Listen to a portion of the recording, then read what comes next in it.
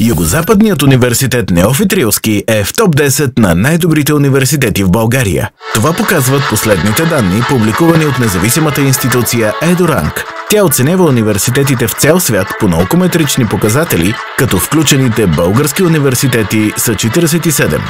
Edorang.org е независима класация, базирана на ексцерпирани показатели за 14 000 университета от 183 държави по света. Платформата използва най-голямата в света база данни за научни трудове, включваща над 110 милиона научни публикации и над 2 милиарда цитирания, реферирани и индексирани в Scopus и Web of Science, като по този начин класира университетите в 246 изследователски направления.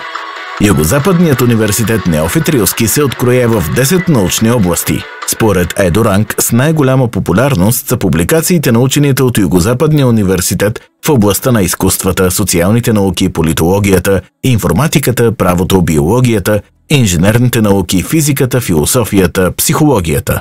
Изследователският профил на университета е направен на базата на 1994 научни публикации и 11 163 цитирания в международните наукометрични бази.